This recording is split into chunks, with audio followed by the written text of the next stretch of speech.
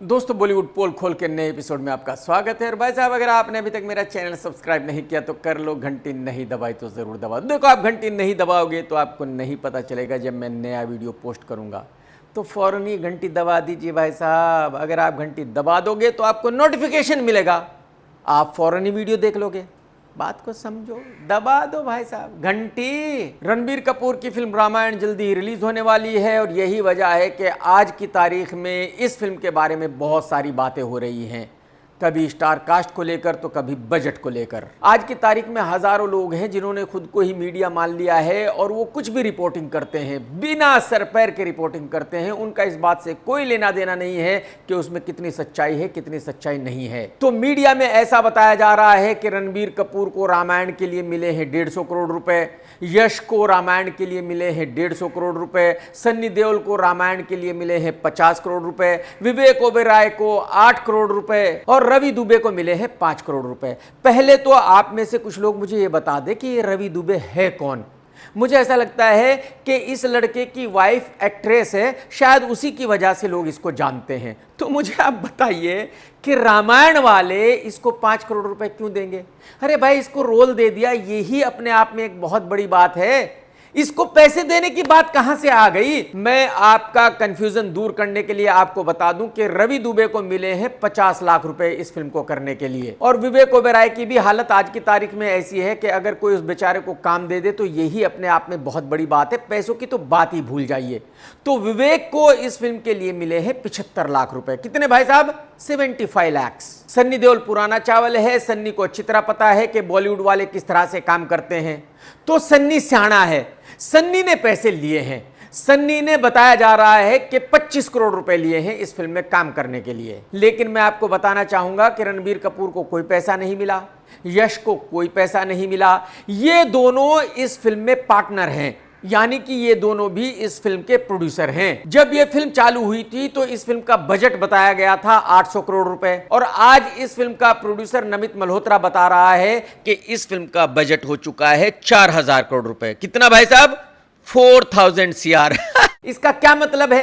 Actually जो बॉलीवुड के बाहर के लोग हैं उनको नहीं पता इसका मतलब। इसका मतलब यह है कि नमित मल्होत्रा ने यह इंतजाम कर लिया है कि उसको रणबीर कपूर को 1 रुपया भी नहीं देना, यश को 1 रुपया भी नहीं देना, क्योंकि जितने भी बड़े बड़े एक्टर हैं वो इस फिल्म में पार्टनर हैं। उनको पैसे नहीं दिए गए। उनको पैसे तब मिलेंगे जब यह फिल्म रिलीज हो जाएगी और रिलीज होने के बाद प्रॉफिट कमाएगी। यानी कि अगर इस फिल्म को बनाने के लिए 100 रुपीज खर्च हुए हैं तो पहले नमित वो 100 रुपीज रिकवर करेगा और उसके बाद जो प्रॉफिट होगा उसमें से रणबीर कपूर, यश वगैरह को पैसे दिए जाएंगे। पूरी फिल्म को ग्रीन पे शूट किया गया है, वीएफएक्स से फिल्म को बनाया गया है। यानी कि नमित की कंपनी प्राइम फोकस ने ही पूरा वीएफएक्स किया है, उसने ही इस फिल्म को बनाया है। तो उसकी मर्जी है, वो कुछ भी बिल बना सकता है।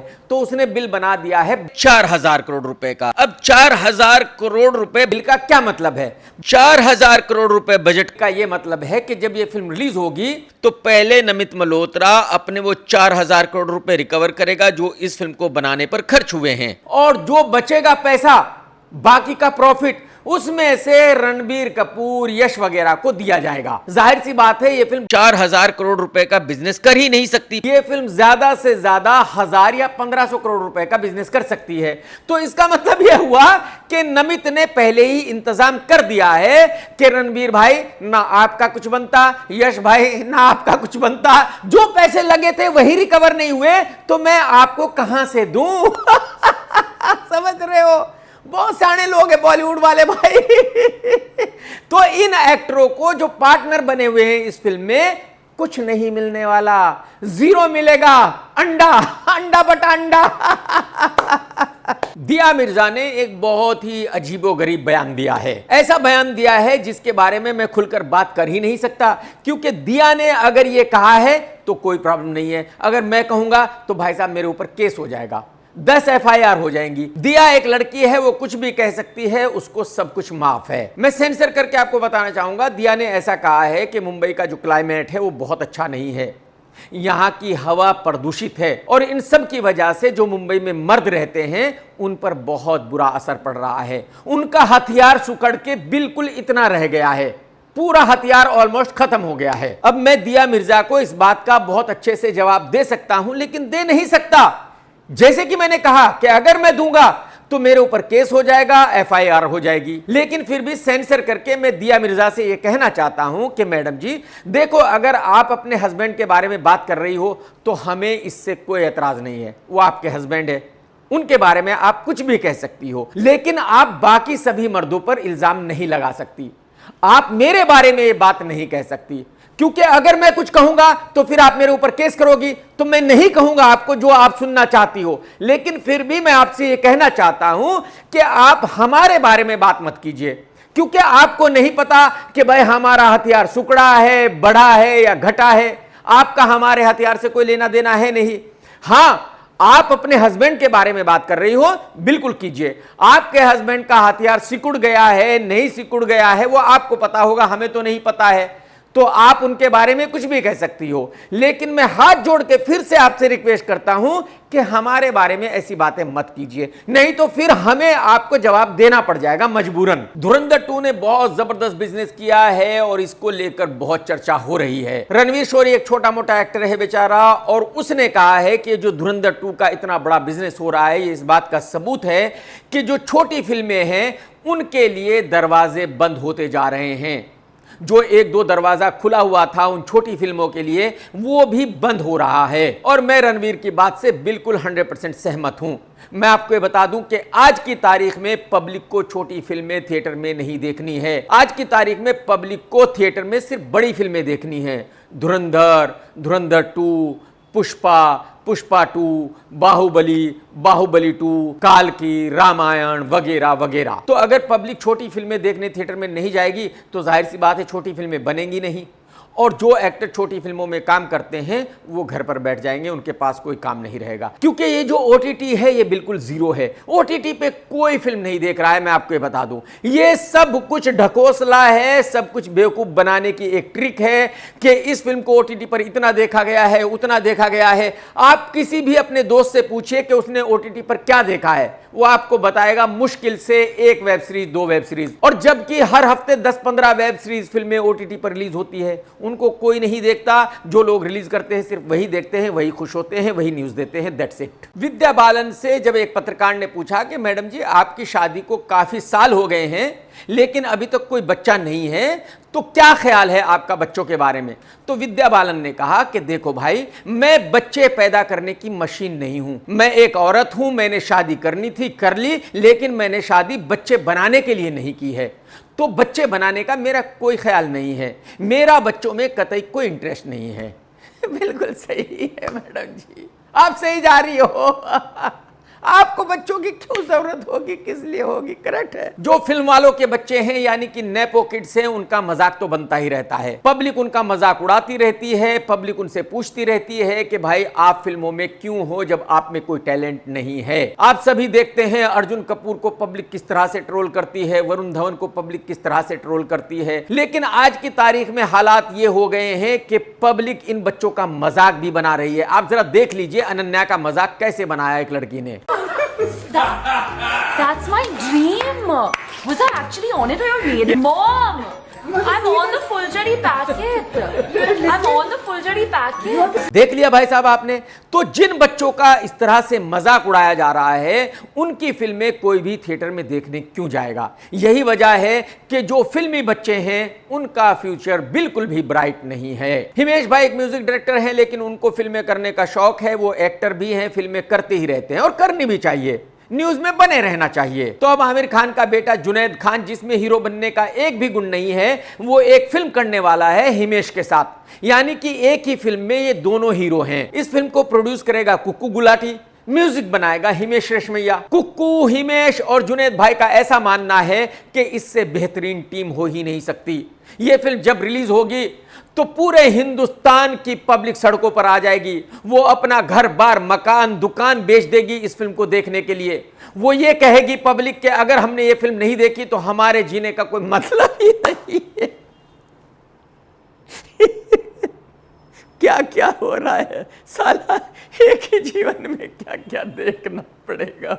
ऊपर वाले ने किस गोले में मुझे भेज दिया समझ में नहीं आ रहा है। कुछ दिनों पहले आशा भोसले जी का देहांत हो गया था उनके अंतिम संस्कार में कुछ लोग आए थे। विवेक ओबेरॉय भी उनके अंतिम संस्कार में गया था। जरा देखिए आप।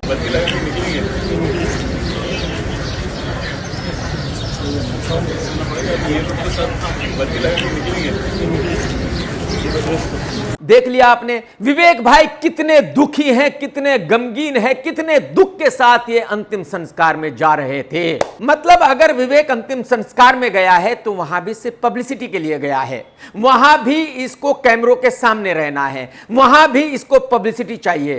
अंतिम संस्कार में भी ये आदमी बिना मतलब के नहीं जा सकता, अंतिम संस्कार में भी ये आदमी बिना पब्लिसिटी के नहीं जाएगा।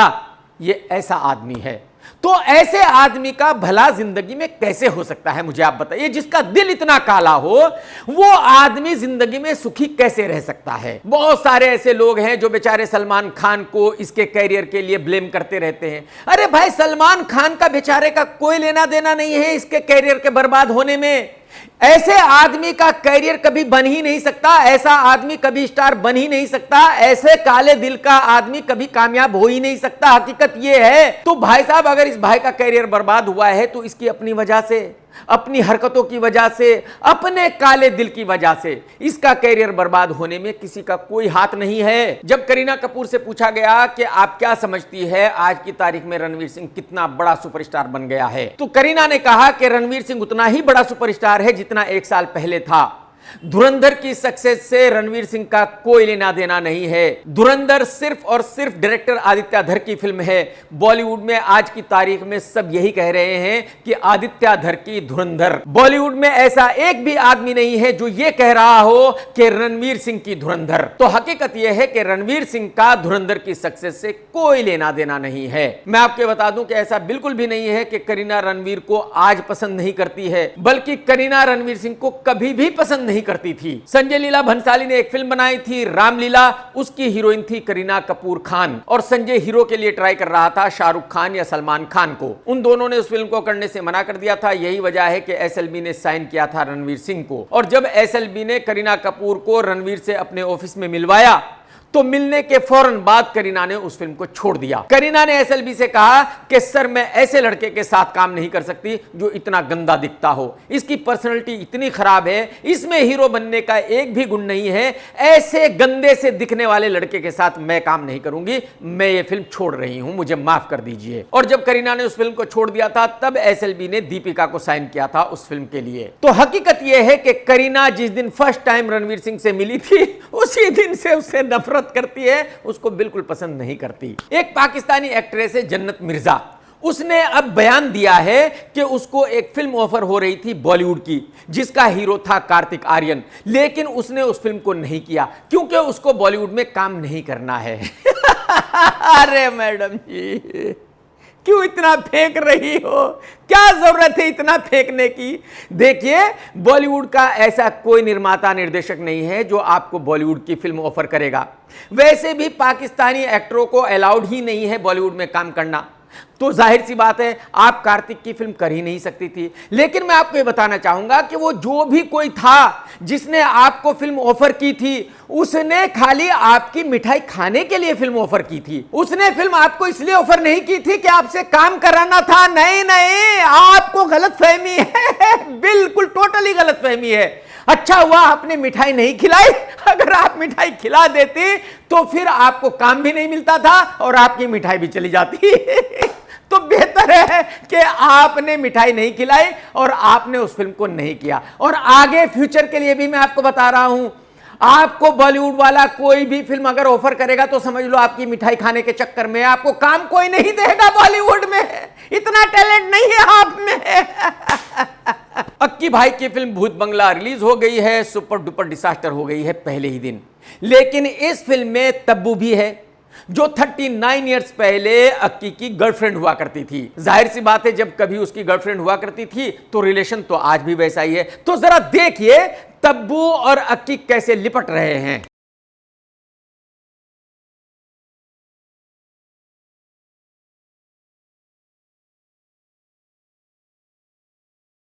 अक्की भाई, कुछ तो मर्यादा रखिए, बच्चे बड़े हो गए हैं आपके, और कहीं भाभी ने ये देख लिया तो फिर क्या होगा आपको तो पता ही है।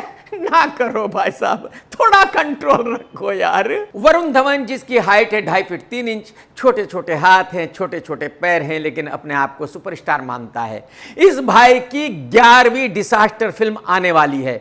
लाइन से 10 डिसास्टर हो चुकी है, ये 11वीं डिसास्टर है लाइन से जो आने वाली है। इस फिल्म का नाम है जवानी तो, और इसको डायरेक्ट किया है इसके अब्बा हुजूर ने, जिनकी एज इतनी हो गई है कि वो सही से चल नहीं सकते, सही से बैठ नहीं सकते, सही से उठ नहीं सकते, लेकिन उनको फिल्म डायरेक्ट करनी है। उनको ऐसा लगता है कि वो अपने वक्त में इतने बड़े डायरेक्टर रहे हैं कि अगर उनका नाम किसी फिल्म पर आ जाएगा डेविड धवन, तो भाई साहब पब्लिक अपना घर बार मकान दुकान बेचकर उस फिल्म को देखने जाएगी। हकीकत यह है कि आज की तारीख में डेविड धवन का पड़ोसी भी उसकी फिल्म देखना नहीं चाहता। सही तो बात यही है। तो इस फिल्म का टीजर रिलीज किया गया है और AI से 2 बच्चों को बनाकर दिखाया गया है। एक बच्चा पूछ रहा है तेरे फादर का नाम क्या है, दूसरा कहता है मेरे फादर का नाम ये है। तेरी माँ का नाम क्या है, दूसरा कहता है मेरी माँ का नाम ये है। और फाइनली दोनों बच्चे कहते हैं कि शायद उनका फादर एक ही है, और ये फादर कौन है? वरुण धवन। बताओ, वरुण धवन भी फादर है भाई। क्या क्या देखना पड़ेगा साला एक ही जीवन में। किस कोले पे मुझे भेज दिया ऊपर वाले ने। वरुण भाई आप फादर किधर से दिखते हो भाई? आप किसी से भी पूछ लो, आप सिर्फ और सिर्फ जोकर दिखते हो। जोकर अगर आप अपने आप को कहते तो शायद कुछ लोग इस फिल्म को देखने चले जाते। अब ऐसी घटिया वाहियात फिल्म को कोई देखने क्यों जाएगा, मुझे आप बताओ भाई। इस फिल्म के साथ ही मैं गारंटी के साथ कह सकता हूं कि आपका करियर खत्म हो जाएगा। आप अर्जुन कपूर नंबर 2 बन जाओगे। इसके बाद जिंदगी में आपको कोई फिल्म नहीं मिलेगी बाहर की। आपका फादर ही कोई फिल्म बनाएगा तो बनाएगा, या आप खुद अपने लिए बनाओगे तो बनाओगे। बाहर की तो कोई फिल्म मिलने वाली है नहीं भाई साहब। अर्पिता का हस्बैंड आयुष शर्मा अपना भाई है, दोस्त है। उसने खुद ही अपने एक पॉडकास्ट में कहा है कि जब वो अपने फादर के पास गया और उससे कहा कि डैडी मुझे 10 करोड़ रुपए दे दीजिए, मुझे अपने लिए फिल्म बनानी है, तो उसके फादर ने उससे कहा कि बेटा मुझसे पैसे मांगते हुए तुझे शर्म नहीं आ रही है? तुझे ऐसा लगता है कि मैं एक लंगड़े घोड़े पर पैसे लगाऊंगा? चलो आप मेरे बेटे हो, मैं आपको पैसे दे भी दूं फिल्म बनाने के लिए, लेकिन बेटा मुझे ये बताइए कि आपको देखने कौन आएगा? आपकी फिल्म कोई भी अपने पैसे खर्च करके क्यों देखेगा? He just looked at me. Now I just put on little bit of weight, little bit of muscles had come out. So he's looking at me and he said, "बेटा कभी तूने देखा है किसी को लंगड़े घोड़े पे पैसा लगाते हुए?" I like your dad, bro. He's straight up, man. He said, "मैं तो 10 करोड़ चलो बेटा समझ के दे भी दूंगा, बट तेरे को देखने कौन आ रहा है पहले मेरे को ये बता." आयुष भाई चलो अच्छा हुआ ये बात आपने आज खुद ही कह दी। अगर आपको याद हो तो 2-3 साल पहले आपके घर पर बैठकर मैंने आपसे कहा था कि भाई साहब आपके लिए कोई भी थिएटर में फिल्म देखने नहीं आएगा, लेकिन आपने कहा था कि नहीं आप तो बहुत बड़े सुपरस्टार हो, आप तो अपने दम पर 10 करोड़ रुपए की ओपनिंग ला सकते हो किसी भी फिल्म की। आपको याद है कि नहीं है? अरे भाई साहब मैं KRK हूं, जब मैंने कुछ कहा है तो उसको पत्थर पर लकीर मानिए।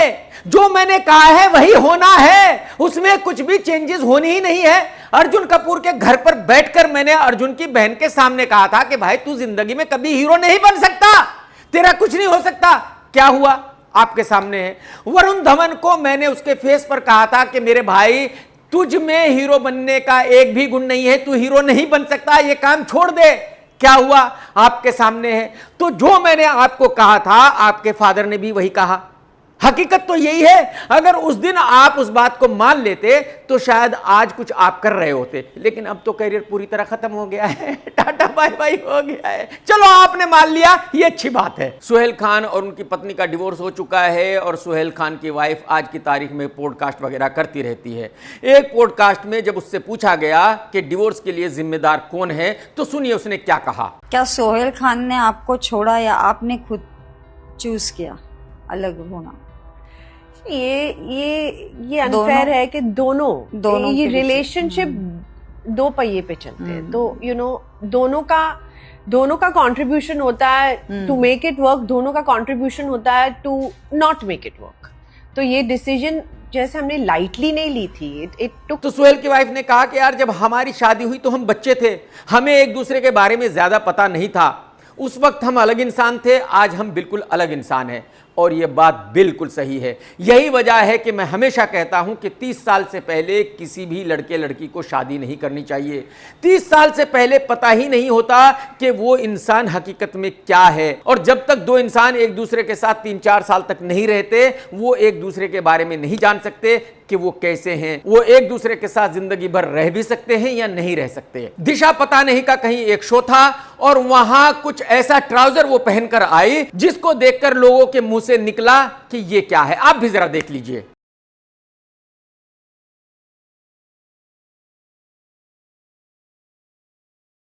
देख लिया आपने, दिशा ने कहां लिखा है जूसी।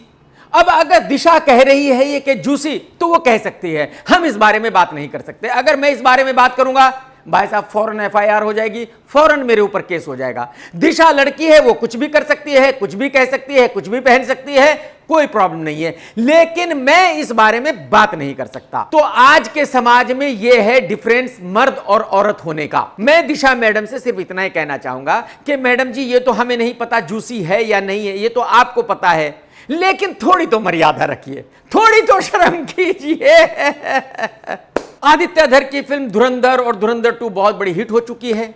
आदित्य की वाइफ यामी भी बहुत बड़ी देशभक्त बन चुकी है। आज की तारीख में यामी पाकिस्तान को भर भर कर गालियां देती है, लेकिन एक जमाना वो भी था जब यामी पाकिस्तानी मर्दों की फैन थी, जब शाहिद की बहुत बड़ी फैन थी। यामी तुम्हें तो क्रश भी था शायद अफरीदी पे, बहुत अच्छे लगते थे, तूने बताया था।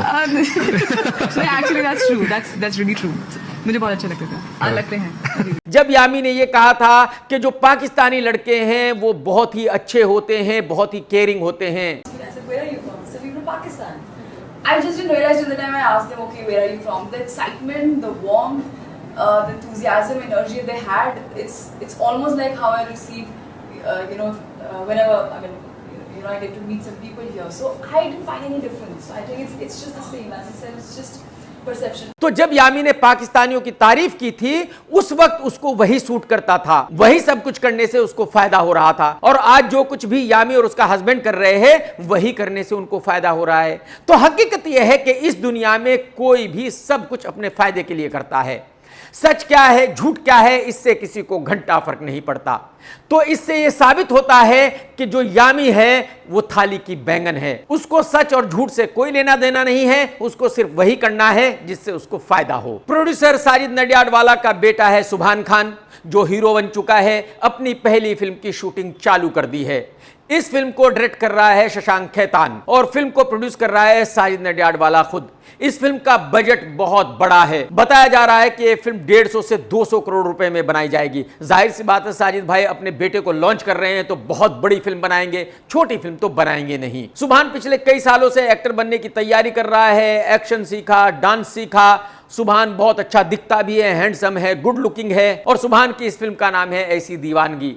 इस नाम से ही पता चलता है कि ये एक लव स्टोरी है। बताया जा रहा है कि इस फिल्म में एक नई लड़की को लॉन्च किया जा रहा है और ये लड़की है अपने वक्त के छोटे मोटे एक्टर रोहित राय की बेटी। मैंने इस लड़की को अब तक कहीं देखा नहीं, फोटो भी नहीं देखा मैंने, तो मुझे नहीं पता कि ये लड़की कैसी दिखती है, कितनी अच्छी नहीं है। लेकिन हाँ, ये कह सकता हूं कि साजिद भाई की चॉइस लड़कियों के मामले में कुछ ज्यादा अच्छी नहीं है। उम्मीद करता हूं कि इस बार साजिद भाई ने एक अच्छी टैलेंटेड लड़की को ही चूज किया होगा अपने बेटे की फिल्म के लिए। वैसे तो दाऊद इब्राहिम पर फिल्में भी बन चुकी है, दाऊद इब्राहिम के बारे में बात होती ही रहती है बॉलीवुड में, लेकिन एक जमाने में बॉलीवुड दाऊद इब्राहिम का कितना अच्छा दोस्त था और उसके साथ शारजा स्टेडियम में बैठकर किस तरह से मैच देखा करता था, जरा देख लीजिए। देख लिया भाई साहब आपने?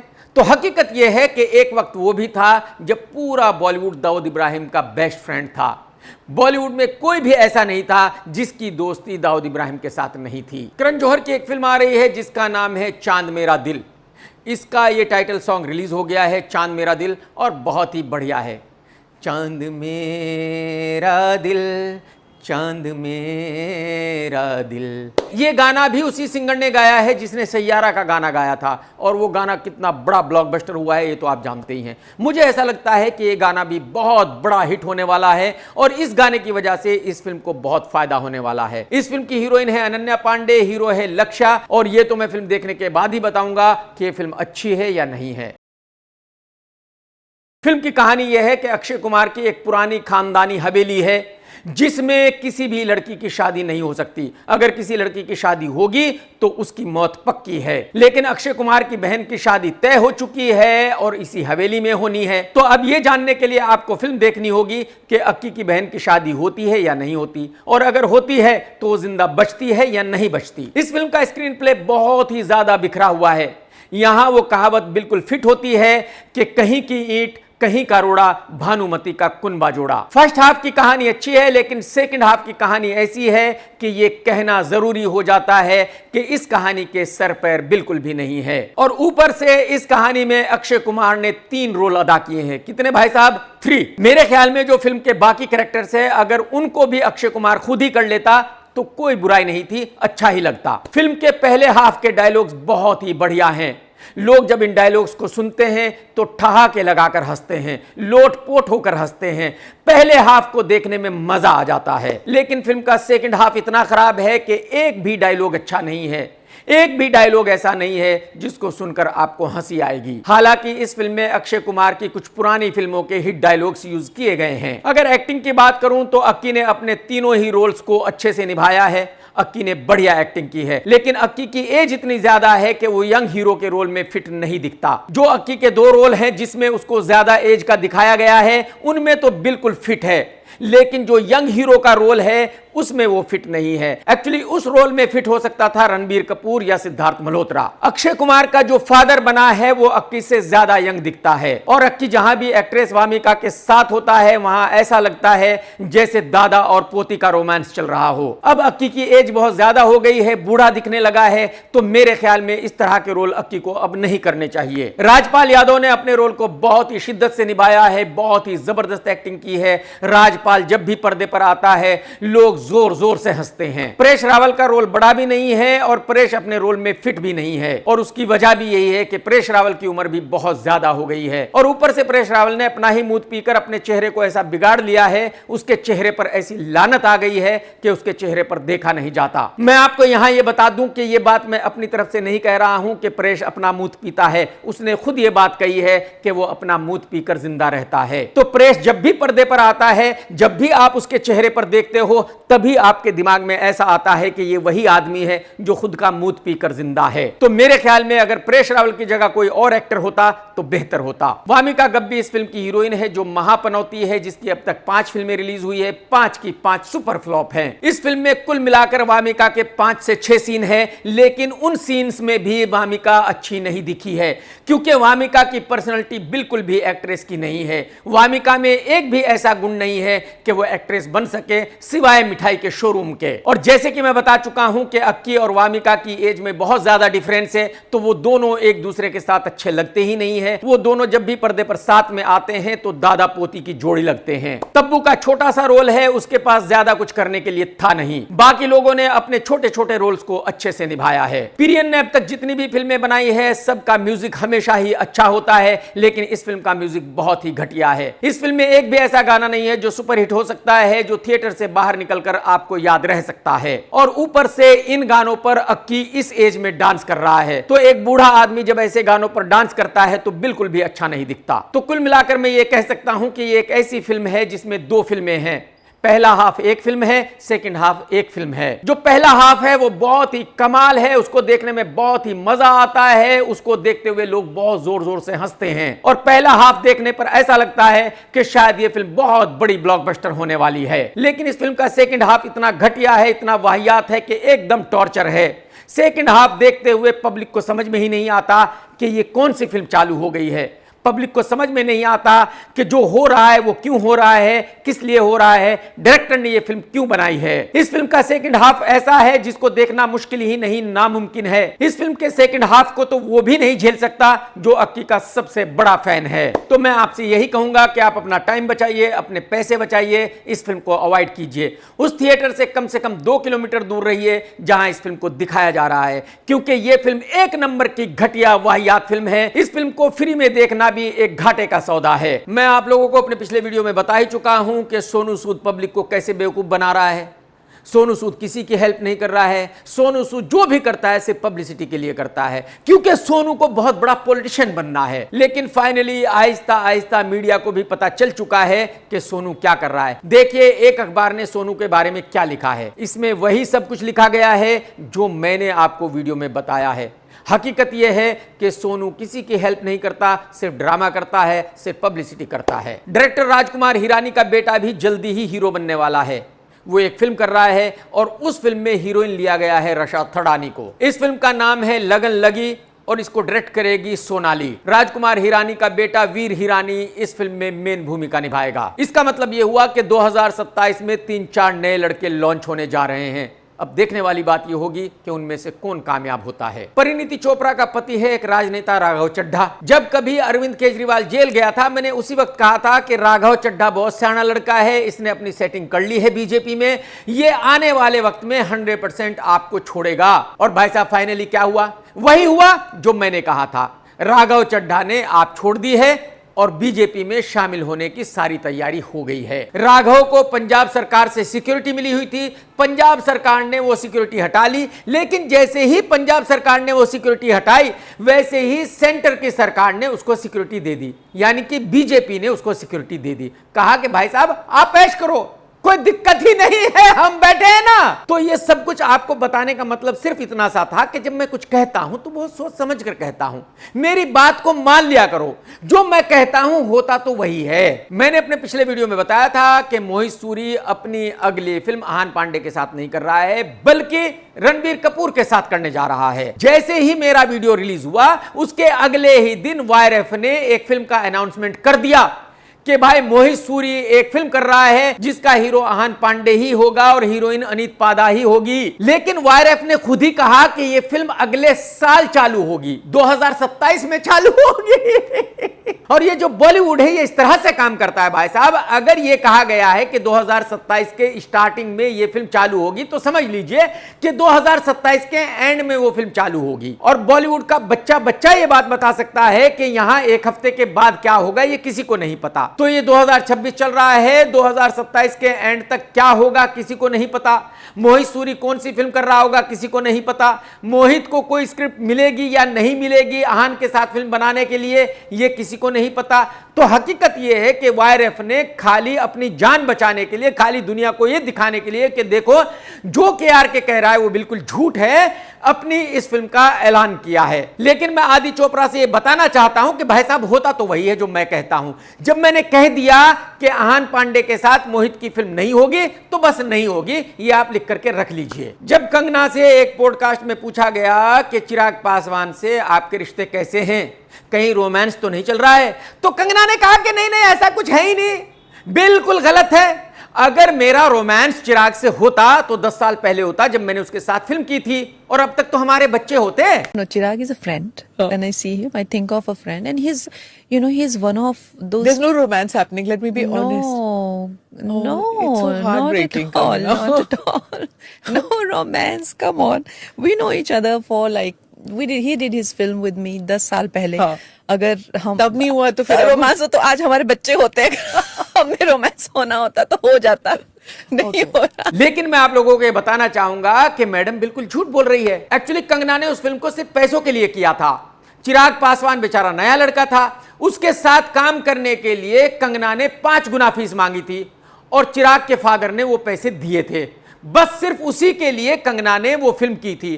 कंगना ने पूरी फिल्म के दौरान कभी भी चिराग पासवान से दोस्ती की ही नहीं थी, चिराग से बेचारे से सही से बात भी नहीं की थी। उस फिल्म का प्रमोशन भी कंगना ने नहीं किया था, क्योंकि कंगना को चिराग के पास खड़े होने में शर्म आती थी।